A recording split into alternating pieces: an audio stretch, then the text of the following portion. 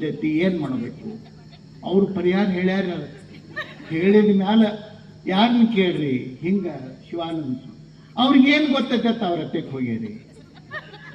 ನಮ್ಮ ಹತ್ತೆಗೆ ಬರ್ಬೇಕಿಲ್ಲ ನೇರವಾಗಿ, ಅವ್ರಿಗೆ ಗೊತ್ತಾಗೋದಿಲ್ಲ ಅಂತ ಹೇಳಿ ಅವ್ರು ಪರಿಹಾರ ಹೇಳಿ ಪರಿಹಾರ ತಗೊಂಡು ಎಲ್ಲ ಮುಗಿಸಿ ಬಂದ್ರು. ಹೊಳೆ ನನ್ನ ಹತ್ತೆಗೆ ಅವ್ರು, ಏನ್ರಿ ನೀವು ಸ್ವಾಮಿಗಳು ಚಲೋ ಅಂತ ತಿಳ್ಕೊಂಡಿದ್ದೀವಿ, ನಾವು ಕೇಳಿದಾಗ ಹೀಗೆ ಹೇಳಿದ್ರಿ, ಭಾಳ ದೊಡ್ಡ ದೋಷ ಇತ್ತತ್ತ, ನನ್ನ ಜೀವಾನ ಹೋಗೋದಿತ್ತತ್ತ, ಅದಕ್ಕೆ ಅವ್ರು ಪರಿಹಾರ ಹೇಳ್ರು. ಪರಿಹಾರ ಮಾಡಿದೀವಿ. ಏನು ಪರಿಹಾರ? 1 ತೊಲಿದ ಬಂಗಾರದ ಹಳ್ಳಿ ಮಾಡಿಸ್ಕೊಟ್ರು. 1 ತೊಲಿ ಬಂಗಾರದ ಹಳ್ಳಿ ಮಾಡಿಸ್ಕೊಟ್ರು. ನಿಮ್ಮ ದೋಷ ಪರಿಹಾರ ಆಕತಿ. ಅವ್ರು ಮಾಡಿಸ್ಕೊಟ್ಟಾರ. ಅವ್ನು ತಗೊಂಡು ನಾನಂದೆ ಸುಮ್ಮ ಅವನರೇ ಕೇಳಿ ನಾ ಯಾಕೆ ಹೇಳಲಿಲ್ಲ ಅಂತ ಹೇಳಿ. ನಮ್ಮ ಮಂದಿಗೆ ಇಂಥದ್ದು ಬೇಕಾಗ್ಯದ ರೀ. ಈ ಸುಳ್ಳು ಹೇಳೋ ಸ್ವಾಮಿಗಳಂದ್ರೆ ನಮ್ಮ ಮಂದಿಗೆ ಭಾಳ ಪ್ರೀತಿ. ಏನೋ ಗೊತ್ತಿಲ್ಲ ನನಗೆ.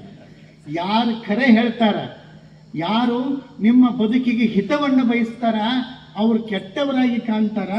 ಯಾರು ಸುಳ್ಳು ಹೇಳ್ತಾರ, ಅವ್ರು ಯಾರು ನಿಮ್ಮನ್ನು ಮೋಸ ಮಾಡಿ ನಿಮ್ಮದು ಕಿತ್ಕೋತಾರ, ಅವ್ರು ಭಾಳ ಚಲೋ ಅನ್ನಿಸ್ತಾರೆ. ಇದು ಜಗತ್ತಿನ ಒಂದು ವ್ಯವಸ್ಥೆ. ಎಲ್ಲಿಗೆ ಬಂದೀವಿ ನಾವು ಅಲ್ಲ?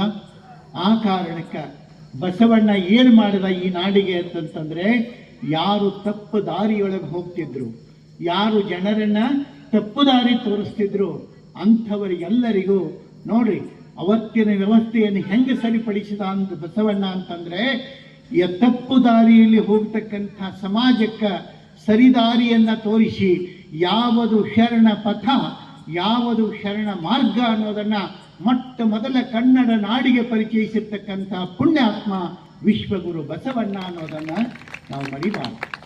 ಇವತ್ತ ಬಸವಣ್ಣ ಏನು ಅಂತಂದ್ರೆ, ಅವೊಬ್ಬ ಬಿಡ್ರಿ ಇದ್ದಿದ್ದಾನ ಅಂತ ಅನ್ನುವಂಥ ಉಪೇಕ್ಷೆ ಖಂಡಿತವಾಗಿ ನಡೆಯುವಂಥದ್ದಲ್ಲ.